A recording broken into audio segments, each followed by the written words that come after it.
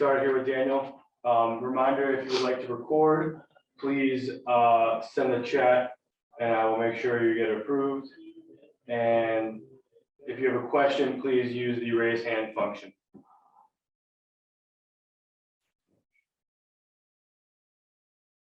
I think everyone should be good. All right. So Daniel, obviously a tough result. Just take me through what was going through that match. Obviously, you won the first set and then tough conditions today, but kind of take me through how that match played out. Well, yeah, it was tough conditions, but it wasn't any difference from any other matches that I played this week. The difference was that it was a final, and it was very important. I took it very important since this morning. I woke up earlier than normal. I couldn't sleep. My adrenaline was through the roof, and I played a great level first set up until 5-0, and then after that my body just started giving up. You know, the heat started getting into me, and I started really struggling. And the second set I had to really save my energy for the third set to have a slightly chance to win the match. So obviously this is your first time being in the NCAA individual championship. To make it to the final, how does that feel? Obviously disappointing loss, but kind of talk about this week and to make it to this point. Yeah, I mean, I've told my coach already that I could have lost first round. I struggled first round as well. I had tough matches that I had to pass through, and it was just an amazing week. Being in the final is amazing, although I wanted to win so bad. That's why one of the reasons why I started struggling with my body. But in the end of the day, it's a great week, and we have to be happy with the result, honestly. All right, we'll go to some questions now. Let's go to Matt. Congratulations on a great season. Matt Dowell from Watch Fox in Columbia. You fought back in that third set to get it back to 4-all. What do you think was the difference in those last two games that allowed him to come away with the title? Well, when I got the break back, I kind of relaxed a little bit, or wasn't pursuing the break anymore. So I thought, well, we're even now, so I actually have a chance to win this match, despite the conditions and how tired I was feeling. And then that was probably what changed things up a little bit. Although in that 30 love point, well, I'd lost that 30 love point with no reason whatsoever. But besides that, I fought hard for the 40-30, and then he stepped up, big moments as well, stepped up, you know, so congrats to him.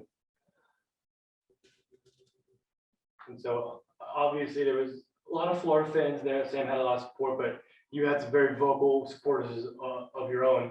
How did it feel to kind of have that support behind you today?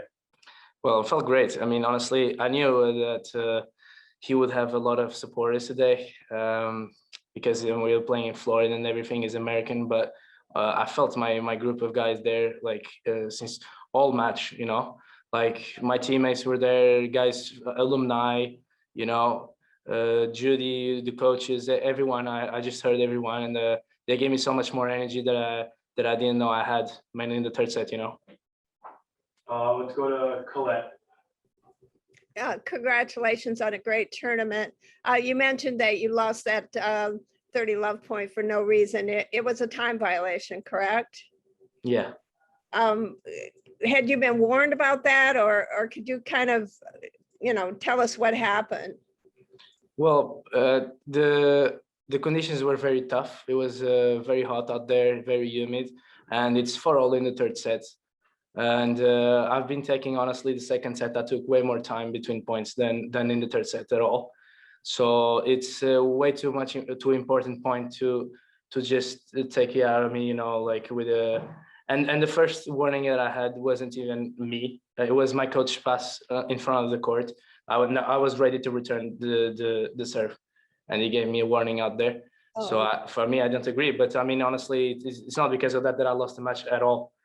But it also is an important point. It's 4-all in the third, and you know, I was already struggling so much, and I was every point, it was so important to me, you know.